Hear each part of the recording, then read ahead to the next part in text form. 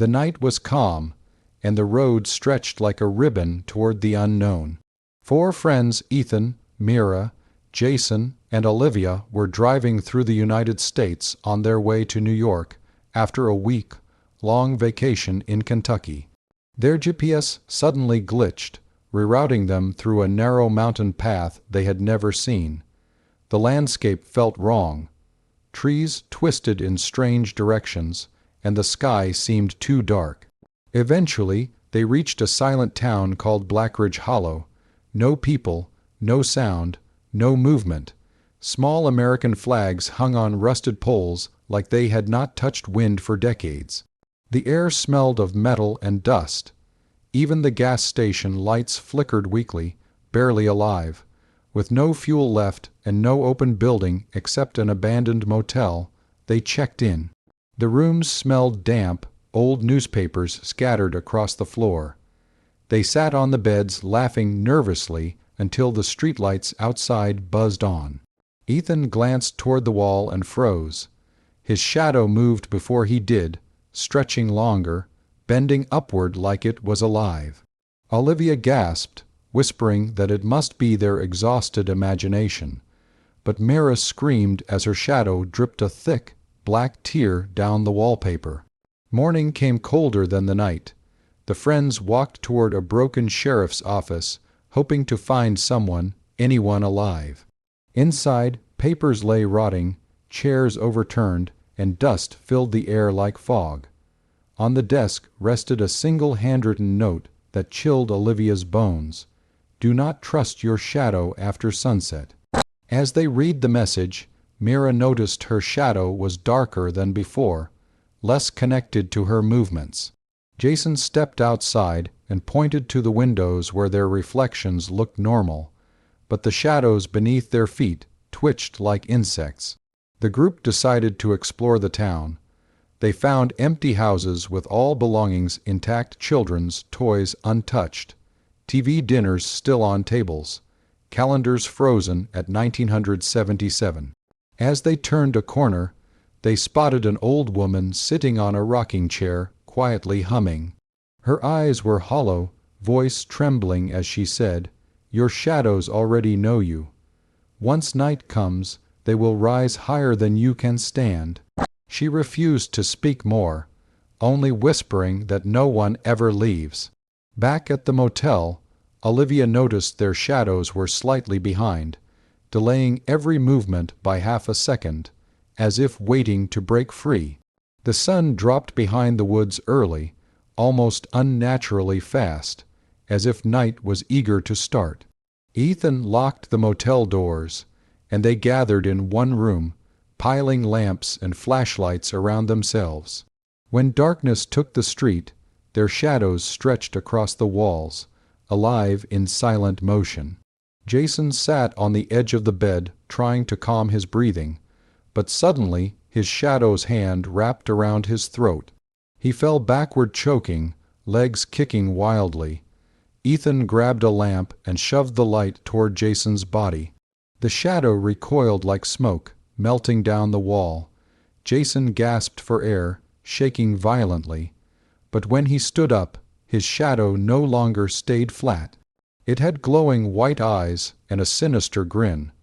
Olivia broke down crying, saying they had to leave the town immediately.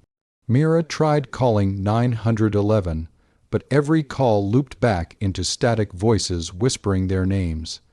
Jason's shadow crawled across the carpet at night, circling them like a predator.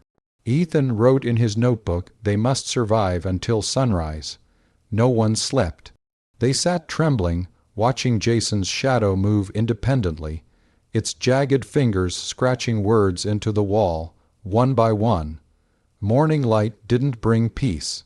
Mira discovered a town library buried beneath dust, its windows shattered. Hoping to understand what was happening, they stepped inside. Old newspapers lay stacked and yellowed as though untouched for decades. Headlines read, "Military Project Shadowfold Begins," "Cold War Experiment Tested in Blackridge Hollow," and finally, "Town Evacuated After Catastrophic Incident." Reading further, Ethan found details describing a U.S. military program meant to weaponize shadows using portal energy beneath the church.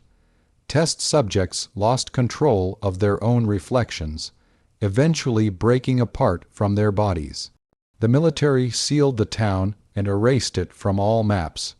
Jason's breathing worsened, his body growing colder, his eyes unfocused. He mumbled that his shadow spoke to him all night, promising freedom if he surrendered. In the church basement, they saw walls carved with claw marks and blood frozen like dark paint. Olivia whispered that the ground felt alive, pulsing faintly. As they stepped outside, Jason said he could hear his shadow calling from underground. The group argued whether to run or stay. Thunder rolled across the sky, though no clouds were visible. It was clear they were trapped inside a forgotten American nightmare designed by human hands. At dawn, Ethan discovered Jason missing from his bed. Panic exploded through the motel room. Drag marks stained the hallway carpet, leading toward an abandoned government bunker at the edge of town. Following the trail, they heard Jason screaming underground. Olivia cried his name, echoing through silence. Inside the bunker, floors rattled beneath their feet, electricity humming faintly through rusted wires.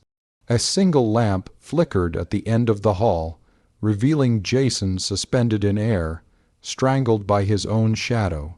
The creature hissed when the group approached, sinking Jason into darkness. Olivia swung a broken pipe, smashing the lamp.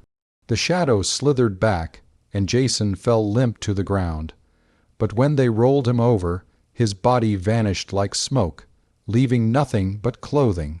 His shadow, however, crawled up the wall behind them and vanished into deeper tunnels. Mira shouted they must leave the bunker, but the exit door slammed shut, trapping them in pure darkness. Whispering voices filled the room, saying Ethan's name again and again. When the door finally opened by itself, only Jason's empty shadow followed them back to the surface, dragging itself across the pavement, smiling without a face. The next day, sunlight felt weaker, barely warming their skin. Ethan noticed his shadow twitching away from his feet.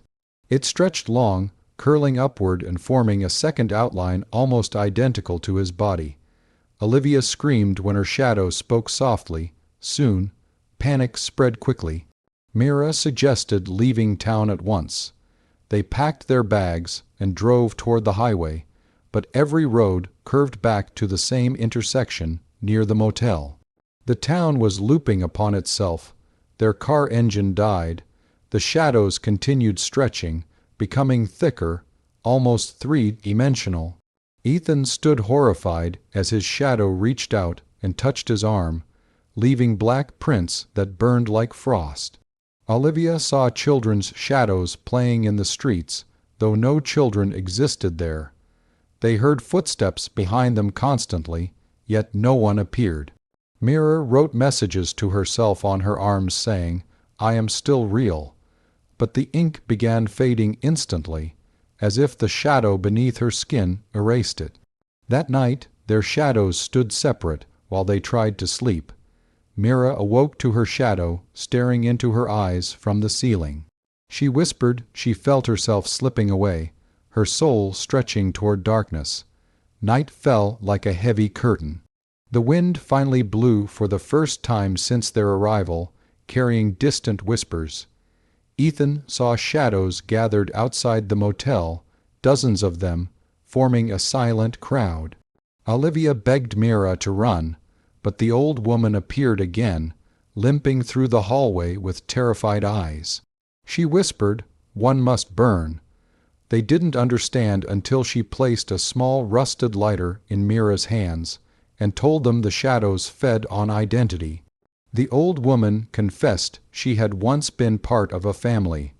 Her husband and daughter lost to their shadows decades ago. She stayed alive only by burning her own shadow each sunrise. Ethan refused to sacrifice anyone, but Olivia stepped forward, shaking. She said if someone didn't sever their shadow, the others would die. Olivia held the flame beneath her shadow. The burning smell filled the room, and her shadow shrieked with her own voice. Ethan screamed for her to stop, but she collapsed, lifeless, smiling faintly as her shadow dissolved into ash. Outside, the shadow crowd roared silently, furious. Now there were only Ethan and Mira left, trembling behind a locked motel door, knowing the final night awaited them. Before dawn, Ethan and Mira ran through the forest, guided by fading moonlight. They reached a highway and collapsed, sobbing in relief as a sheriff's patrol car approached. The officer asked if they were lost, offering to drive them to safety. Exhausted and traumatized, they entered the vehicle, leaning back and watching the sun rise. Mira looked down, confused. There were no shadows beneath their feet, not even under the car seats. Ethan felt an eerie chill and checked the window reflection. He wasn't breathing fog like a living person. His reflection stood still. The sheriff stared at them in the rear-view mirror and whispered, "Welcome back to Blackridge Hollow." The surrounding road transformed instantly, trees twisting into familiar shapes. They were no longer on a highway, they were circling the same intersection beside the motel. Ethan grabbed Mira's hand, realizing they had never escaped. Their shadows didn't return because they no longer belonged to their bodies. They had become shadows themselves, trapped souls doomed to hunt future travelers. As the car rolled into town, hundreds of shadows greeted them silently. Ethan screamed, but no sound came. The last human part of him faded, swallowed by darkness forever.